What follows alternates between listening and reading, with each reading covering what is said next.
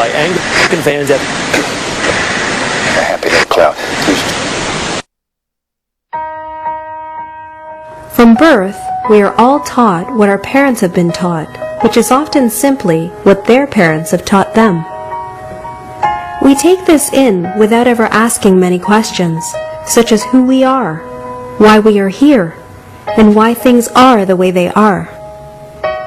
Generations have passed, trends have changed, technologies have emerged, and communication has opened the doors for new evolutionary ideas and insights that are pushing the envelope on society's boundaries. Yet evolutionary ideas seem to remain in the fantasy section of an industrialist system. For in the good old ways of a governing establishment we ought to trust. Authority knows best is the slogan that guides our conventional wisdom.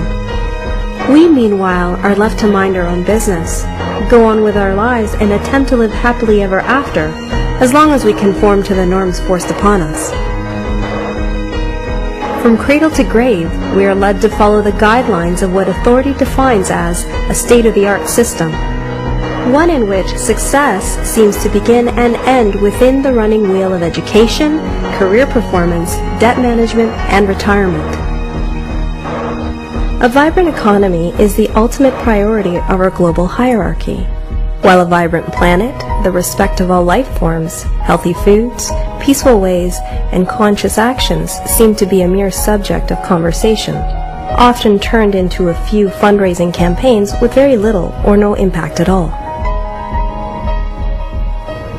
We shall nonetheless pass on these capitalist and patriotic values to our children, giving them the tools to carry out the very same cycle we have been in for as long as we can remember, because after all, it is all we have ever known.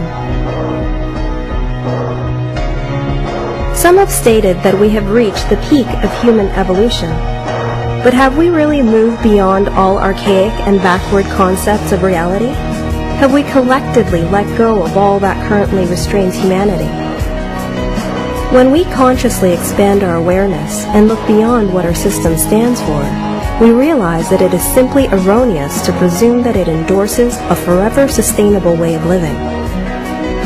It has no concern for respecting either nature or human lives. It only profits through the promotion of unconsciousness. How many war casualties, oil spills, dead fish, and natural disasters will we need to see before we set aside our differences and awaken to our interconnectedness with each other, the earth, and all life forms? We destroy our home, the earth, for the sake of the economy. We torture and treat animals as mere commodities for the sake of the economy. We keep on using oil, despite the alternatives, for the sake of the economy. We perpetuate wars and kill each other for the sake of the economy. We promote superficial and materialistic values for the sake of the economy. We indebt the poor for the sake of the economy. We remain asleep for the sake of the economy. The understanding and wisdom that would deprogram our minds and open our eyes to the grand scheme of things has no economic value.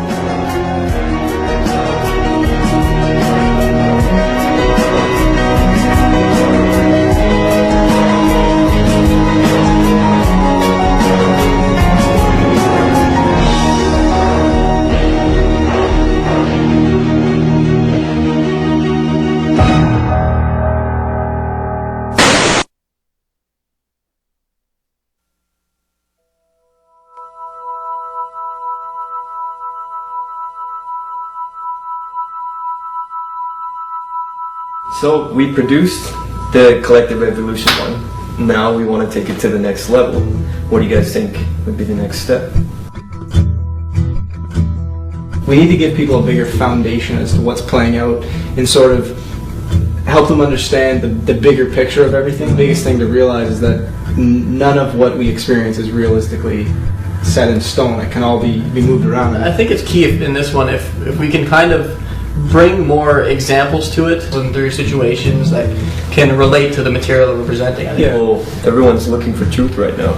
I feel that providing clarity in what we've experienced within our lives and what we understand, it can assist other people in experiencing their own clarity and finding their own peace. Okay. I mean, one of the other big things is bringing in the full understanding of the ego. Okay, so you said the body, you want to talk about the planet, and you also want to get to the ego. Right.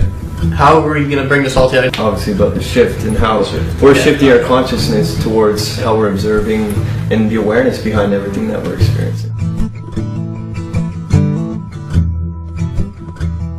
Okay, so explain who you are and where you get your information from.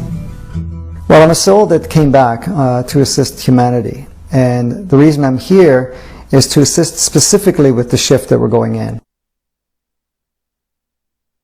Now, as for myself, my physicality and so forth is no different than any other human on the planet. However, what makes the difference and where this information is coming from is my soul. Now, my soul is the unified soul, which is basically both halves put together, which are basically the twin souls united. But it's also a soul that went through a whole evolutionary cycle and basically completed its enlightenment. Now, once it has completed its enlightenment, it basically made an agreement that it was going to come back around this time to assist with the shift, knowing that the shift was going to take form. And because it was going to take form, we realized that there was going to need some assistance in bringing higher vibration and a different level of clarity. So whenever I'm presenting, whatever I'm sharing, it's not coming from, studying other books or referring to other philosophies or anything of that nature. It's basically information coming from source. It's basically coming from a realization that this human experience is just that, a human experience.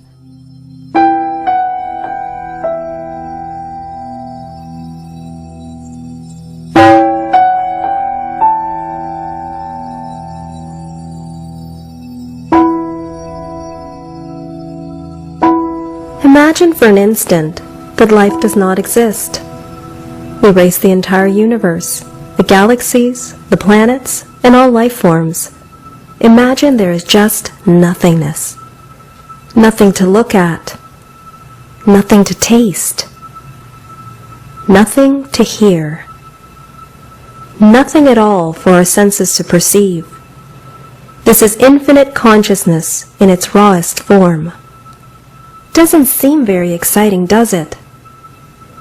This is why we've decided to create.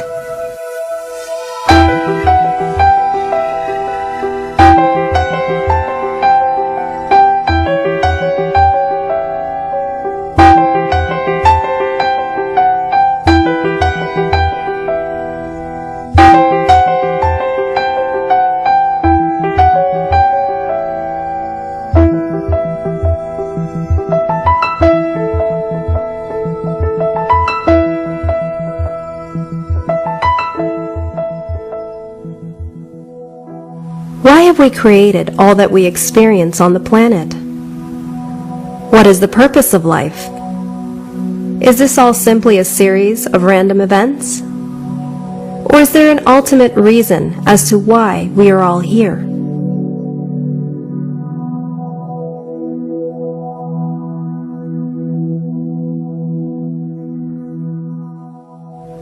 We are all one consciousness, all equal parts of one unified source. It is of this source that all matter, life, and experience is made.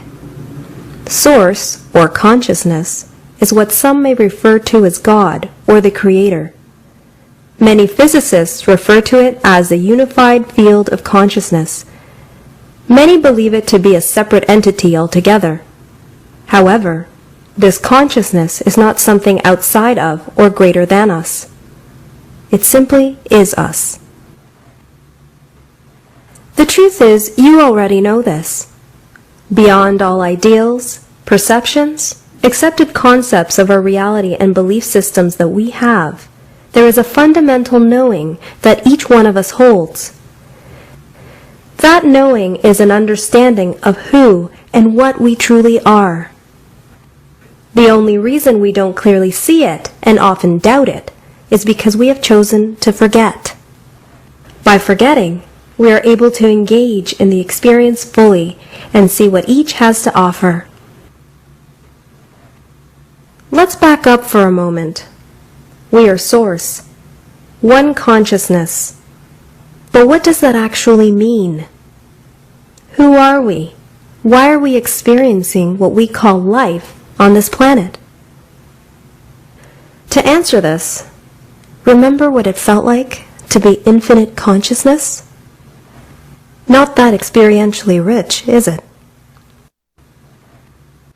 This is why Source, who we truly are, decided to expand itself into individual bits of consciousness. These individual bits of consciousness are all souls. These souls are who we truly are. We are individual facets of a whole, all connected as one, all made from the same thing and all complete potentiality. You may wonder why Source, who is already whole and all-knowing, needed to expand itself into souls if it already knows and is everything. It did so because Source wanted to become experientially rich. By expanding into souls, Source can use its creativity to know itself in an even richer way.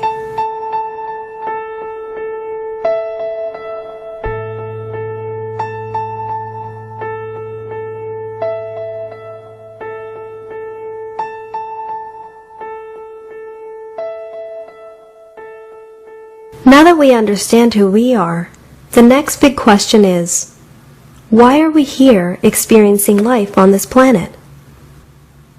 The search for this answer is naturally apparent within each of us. It is the big question we have been trying to answer for centuries on this planet. Not that it was ever not known, but it was simply hidden and misguided.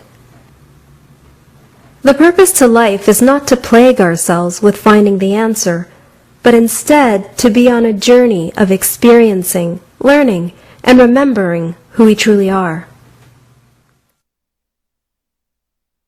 There's three